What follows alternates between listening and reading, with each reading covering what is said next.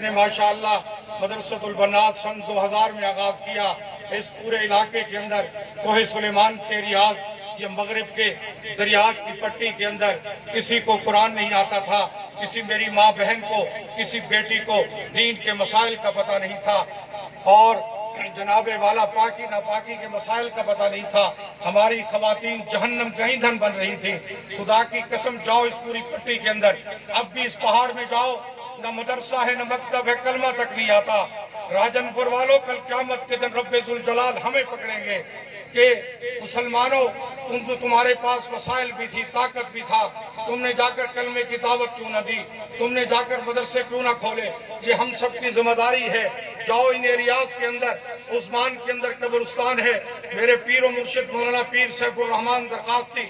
جاؤ کچا رجحان دریا کی پٹی کے اندر 1500 لوگ اس وقت اللہ کے راستے میں لگے ہوئے ہیں، ہزاروں لوگ حافظ قاری بن چکے ہیں. انشاءاللہ ان دینی مدارس کی برکت سے چوری بھی ختم ہوگی، ڈکیٹی اغوا برا تیوان کا ختم ہوگا. جب ہمارے اندر خوف خدا ہوگا، روزے کا مقصد بھی ایک ہم منتقی بن جائے. جاؤ ان پورے کچے کی پٹی میں آپ کو حضرت درخواستی کے مرکز تو ملیں گے. میرے ساتھ سہیل حبیب تاجک تھا، انہوں نے پورے وزٹ کے عمرانی قبائل، سوڈانی قبائل، وہ رونے لگ گیا. ہزاروں کے تعداد میں میں نے کہا آپ کو مکتب تو ملے گا، آپ کو مدرسہ تو ملے گا. جس مولوی کو لوگ دانہ دیتے ہیں زکوٰۃ کا مال کھاتا ہے، صدقے کا مال کھاتا ہے. دیکھو اس مولوی کی محنت. وہ سہیل حبیب تاجک رونے لگ گیا. اس نے کہا کہ واقعی دینی مدارس امن کا بھی درس دیتے ہیں، محبت کا بھی درس دیتے ہیں.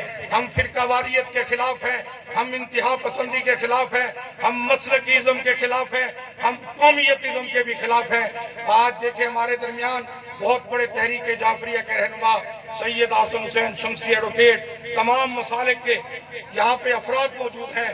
ہم نے اپنے آپ کو مضبوط کرنا ہے. کافر ہمیں تقسیم کرنا چاہتا ہے، کافر قومیتزم میں مسلکیزم میں تقسیم کر کے ہمیں کمزور کرنا چاہتا ہے. مسلمانوں ہمیں اپنی صفوں میں اتحاد کر کے مضبوط ہونا ہوگا. انشاءاللہ کافر ہر میدان میں شکست و ریخت سے دوچار ہوگا.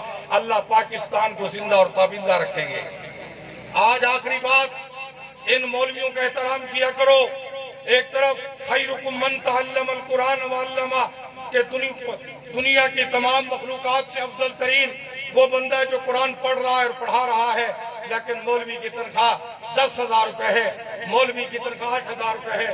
جاؤ امریکہ کے اندر پادری کو، وہ بھی ان کے عبادت خانے کا بڑا ہے، ڈی سی او کے برابر اس کو مرات اختیارات ہیں، جہاز کے اس کو فری ٹکٹ ہیں. مولوی کا احترام اکرام کیا کرو. مولوی کی تنخواہ ڈاکٹر سے، پروفیسر سے، انجینئر سے زیادہ ہونی چاہیے. مولوی کی تنخواہ 1.5 لاکھ روپے ہونی چاہیے. اور مولوی کا احترام ادھر کہتے ہو کہ افضل ترین بندہ مولوی ہے، لیکن مولوی کی تنخواہ 10,000. موٹر سائیکل پہ چڑھ بیٹھے، سفید کپڑے پہنے، مولوی زکوٰۃ کھاتا ہے. مولوی کا تم حق بھی نہیں ادا کر سکتے. یہ مولوی تمہارے جنازے پڑھاتا ہے، نکاح پڑھاتا ہے، دین کے مسائل بتاتا ہے. دعا ہے رب ذوالجلال سے اللہ ہم سب کو دینی مدارس کی خدمت کرنے کی توفیق عطا فرمائے. اب شیخ الحدیث و تفسیر